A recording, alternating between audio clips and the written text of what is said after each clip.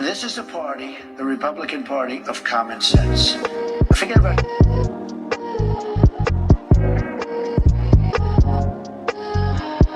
Welcome. I am Dena, and you are tuned into another discussion with Dena. Man, oh man, am I glad to see this political debauchery come to an end.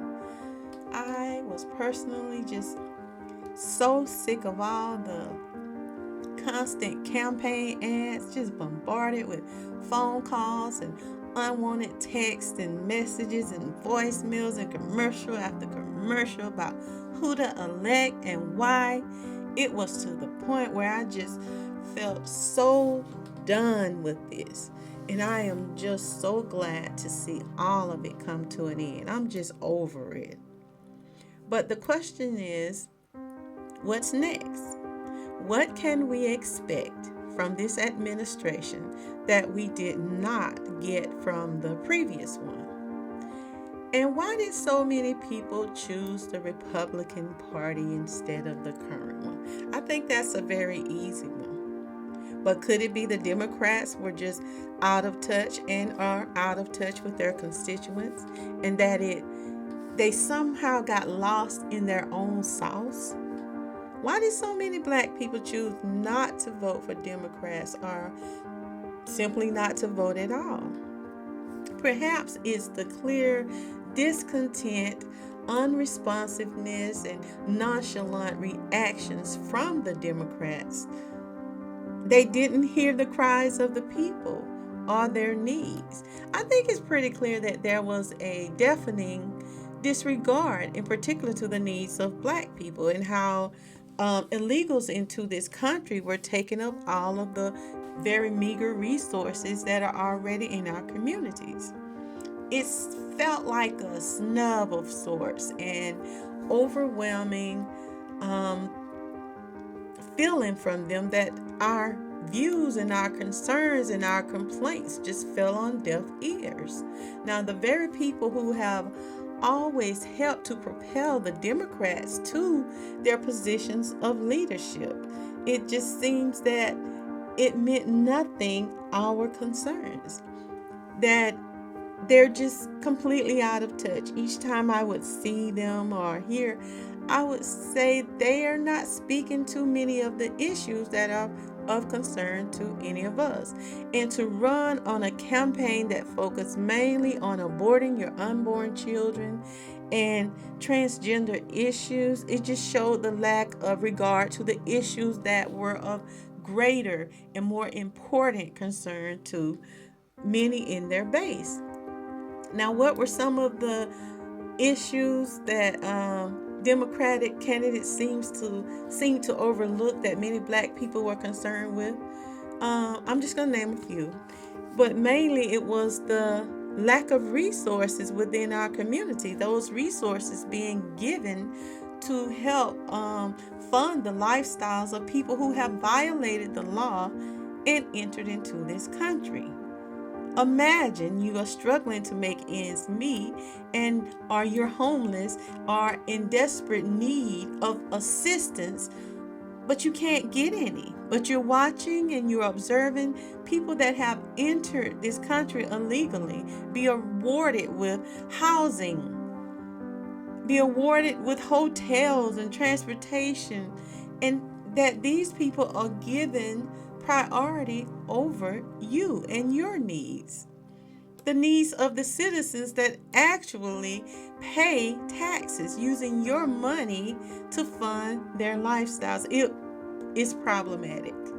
But to see them being given debit cards, they were given food that they just decided they're not going to eat. So here, take these debit cards and go choose what you want and spend what you want and buy what you want.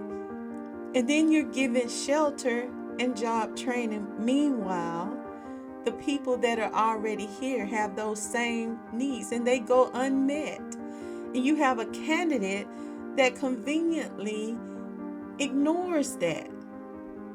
Now, the everyday taxpayer and citizens suffer with just being able to provide and are denied these same resources, even though they pay taxes into a system that denies them the same resources. That is, it's heartbreaking to begin with, but why would you vote for these people who are not even listening to you? It makes no sense. I liken it to someone breaking into your home and you just stop taking care of your family. You continue to go to work, but you simply begin to give the assailant your paycheck. You offer them your master bedroom, you buy them food, the foods that they like, and you disregard your own family. You start giving them services and you want to make them happy, but you're ignoring your own family in the process. It simply makes no logical sense. Citizens are concerned with the cost of living. They can't save it. Everything is too high. The cost to have a roof over your head, affordable housing is almost impossible to find today. And being able just to afford food, basic everyday goods and services that are things that are freely given to people who come here illegally. But you deny it to your own citizens. I mean, the math just isn't mathing. It is problematic and causes one to have concerns about the person that is in leadership, the administration. You have no connection or concern for your people. And that was a big part of their problem. And the border, you're not concerned with who's coming in. The clear neglect and danger that come along with not actually securing and monitoring who enters your house, it caused citizens not to trust this administration. They were just too nonchalant in their approach. Like, who is in charge of the country? Who's in charge of the border and security and protecting us for what may come into this country? It overwhelmingly impacts us all, physically, mentally, and most of all financially, as we see today. But to run on abortion and transgenders as the main campaign, that just was questionable. And ignore the impact of this illegal immigration just came across as being out of touch. And to speak on this transgender or LGBT agenda, it has confused so many of our youth today and is creating so many problematic, confusing terminology that is simply not based in reality or, for that matter, logic. Plain out falsehood and untruths that are being fed to our babies. It's confusing to us as adults. Can you imagine what these young, innocent children, what's going on in their mind? Propaganda that should indeed cease from being pushed on young children. I'm just for that. I'm sorry. I certainly do not want males competing in what is designated to be a woman's sport. I don't want you on my children's team. I just don't. I want to go see the boys play and I want to go see the girls play in their games. It's logically and physically an unfair advantage to have males participate in women's sports. I'm sorry if that offends you, nor do I want men in the restroom with my daughters. Everyone is entitled to their own opinion, but when it begins to push falsehoods or agendas on our youth, it is problematic and it is a no-go for me. Using propaganda to manipulate innocent children, it simply confuses them and destroys their ability to logically analyze facts and promotes confusion. And I find that once again very problematic. All of a sudden, so-called educated adults, they stand before us with all of this education, but they can't tell us the difference between a woman and a man. You don't know what a female is, yet you want to serve on the highest court in the land. you're informing a child that there is more than two genders, it just sounds like complete nonsense to me. Trying to, I take it as trying to impede youth in their mental and physical development by imposing sex or sexuality on them at such a young age, an age when they have no concern or thought of such acts. It's questionable. And you have to ask, why are you doing this? It's also revolting to me personally. It's propaganda, and it presents as grooming almost. And it's an agenda that is clearly meant to confuse. And it is something that I do oppose. I totally oppose that. And it seems that some Democrats were just lost in that sauce, in that mentality, and they overlooked those who did not drink the Kool-Aid. Not just overlooked them, but they made an effort to punish anyone who would have a view that was different from their own. They wanted to silence you, and that includes social media. They do that if you speak against whatever is being pushed. And this affects our children, and it takes away their innocence. And there needs to be a changing of the guards when it comes to that position. Imagine a judge that cannot tell you honestly what is a woman or a female. It's disturbing. Even though she herself is a woman, she is reluctant to speak honestly, just basic common sense. What is a woman? Because she is aware of the repercussions from speaking honestly and logically about what a female is. It's an impractical position, and people can flex their power and ruin the chances of her upholding her office, and she knew this. There is something clearly wrong and insane, though, about that position. You can't simply be a male, or you're just a man that wakes up one morning and decides, I think I'm going to be a woman today. I'm a woman now, and I want everything that comes with being a female. I actually saw this guy that was going berserk because he wanted to go to a gynecologist. I mean, something is not right there.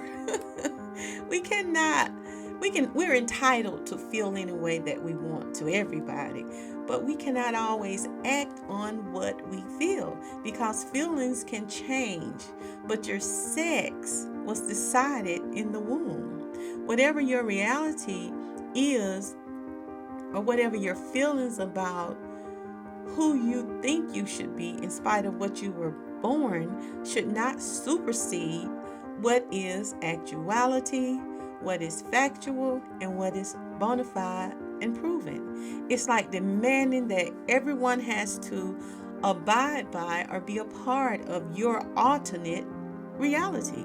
It is simply unrealistic to think that being a woman is subjective.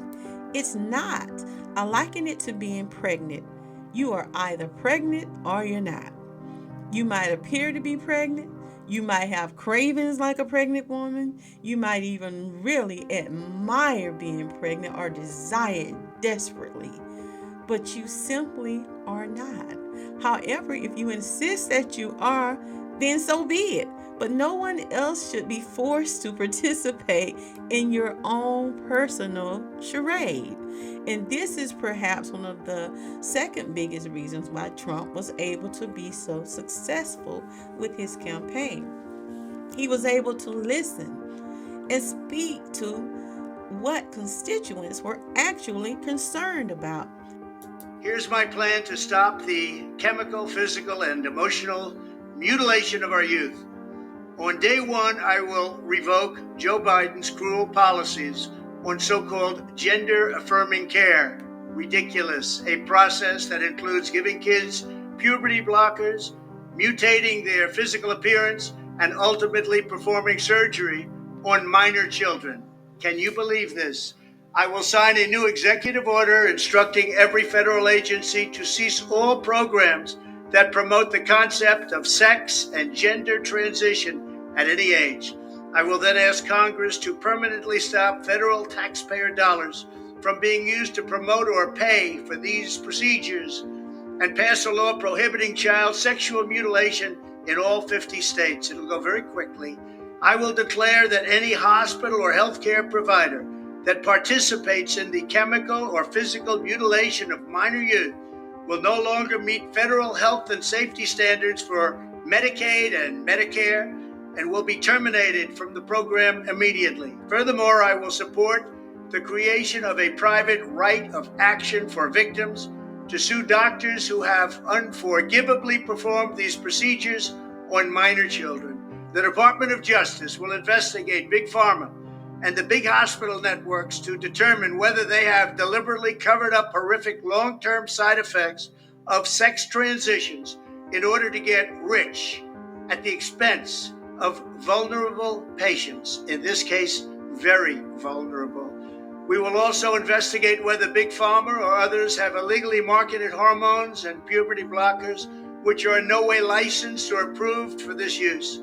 My Department of Education will inform states and school districts that if any teacher or school official suggests to a child that they could be trapped in the wrong body, they will be faced with severe consequences, including potential civil rights violations for sex discrimination and the elimination of federal funding. As part of our new credentialing body for teachers, we will promote positive education about the nuclear family, the roles of mothers and fathers, and celebrating rather than erasing the things that make men and women different and unique. I will ask Congress to pass a bill establishing that the only genders recognized by the United States government are male and female, and they are assigned at birth. The bill will also make clear that Title IX prohibits men from participating in women's sports, and we will protect the rights of parents from being forced to allow their minor child to assume a gender which is new and an identity without the parents' consent. The identity will not be new, and it will not be without parental consent.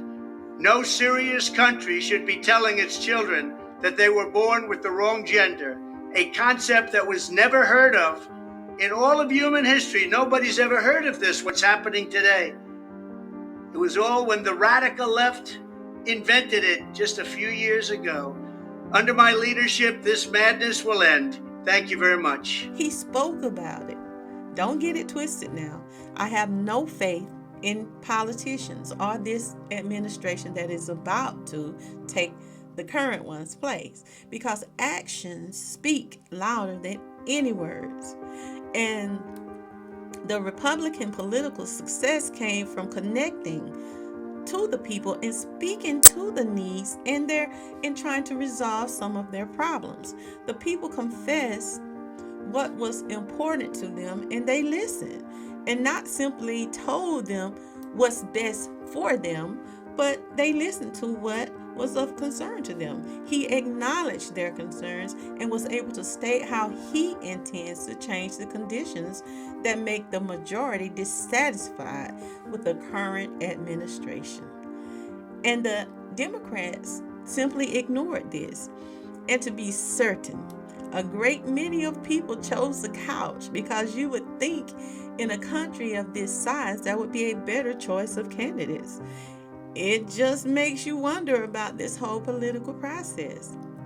But it is always important for people to know that they are being heard. It remains to be seen if the Trump administration will actually live up to its campaign promises. I guess we'll just have to wait to see if it comes to fruition. I am noticing, though, an overwhelmingly amount of people and organizations that are mounting together to try and change the narrative of why, how, and who will enforce the deportation of illegals into the country, though. I'm hearing shares and stuff come up with these excuses why these people who entered this country illegally cannot be deported. Noticeably, this weekend, there were illegals that were boldly rallying in defiance of the Trump administration. It just will be very interesting to see how all of this will unfold. And all of a sudden, program that gives debit cards to migrants. The city has now spent $3.6 million on those debit cards for about 2,600 migrant families who are staying in shelters without kitchen access. Now, the mayor's office says that when the program finishes at the end of the year, they will go back to providing those migrants boxed meals. I am worried about these families because we're going to go right back to where we were in the beginning, where families used to come to me and say, I'm getting frozen meals at the shelters. I'm getting these boxed meals, which is crackers and sandwiches, and this is all I'm getting. The debit cards were provided by the company Mobility Capital Finance through a no-bid contract. Payments to these non-citizens that entered into the country illegal were shut off in New York. That was an interesting turn of events. But it's funny how the Democrats, supported by majority of black people for several years, offered us nothing of substance. No resources, no tangibles, not even an attempt at reparations. Nothing. But they really expected to find black votes, keeping them in office and continuing to allow them to take away resources from the black communities and boldly bequeath those resources to undeserving, illegal people who came into this country. Now, these people that were getting resources are also people who have not contributed. They just simply came into the country and was given things. They were not oppressed by this country. They weren't owed a debt by this country. But our resources paid for their benefit. Gotta say though, it's wonderful to see black people stand up and demand tangibles for themselves, to demand resources exclusively for our community. But as I always share with people, Republican or Democrat, no matter, for us, it is the same coin, different sides. And we can still expect the battle to get what is owed to us to continue. The black descendants of slaves in America, we will have to continue our fight for reparations because they are still owed and they are still due. And until the United States pays those debts to the black descendants of their former slaves, I have no faith in either party, and the benign neglect continues. Now, share with me your thoughts on this subject. Be sure to subscribe and leave me your comments on this topic. And join me next time for another discussion with Dena. Ta-ta!